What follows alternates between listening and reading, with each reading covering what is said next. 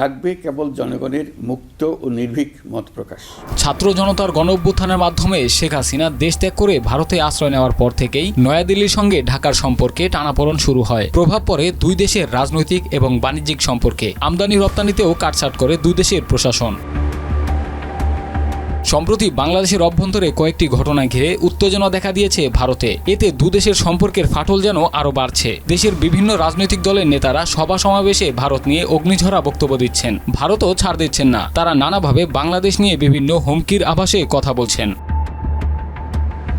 সম্প্রতি ময়মনসিংহে পোশাক শ্রমিক দীপু চন্দ্র দাস হত্যাকাণ্ডের প্রতিবাদ জানিয়েছে নয়াদিল্লি। সেখানে বাংলাদেশ হাইকমিশনের বাইরে বিক্ষোভ করেছে বিশ্ব হিন্দু পরিষদ। এ সময় তাদের কয়েকজন পুলিশের ব্যারিকেড ভেঙে সংঘর্ষে জড়ায়।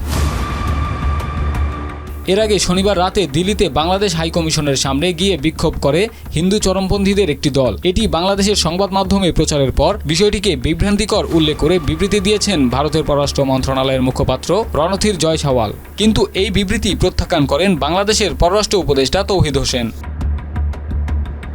তবে এমন পরিস্থিতিতে দুই দেশের সম্পর্কের উন্নতির আভাস দিলেন বাংলাদেশের অন্তর্বর্তী সরকারের অর্থ উপদেষ্টা সালেউদ্দিন আহমেদ। তিনি জানান, ভারতের সঙ্গে সম্পর্কের বিষয়ে অবগত রয়েছেন প্রধান উপদেষ্টা ডক্টর মোহাম্মদ ইউনূস। মঙ্গলবার সচিবালয়ে বৈঠক শেষে সালেউদ্দিন আহমেদ বলেন, ভারত বাংলাদেশ সম্পর্ক এখনও খুব খারাপ পর্যায়ে যায়নি। প্রধান উপদেষ্টা দেশটির সঙ্গে কূটনৈতিক সম্পর্ক উন্নয়নে কাজ করছেন। ভারত বাংলাদেশ দ্বিপাক্ষিক সম্পর্কের সাম্প্রতিক সৈত কাটাতে এমন উদ্যোগ নেওয়া হয়েছে বলে জানিয়েছেন তিনি। রাসেল হোসাইন, মাই টিভি।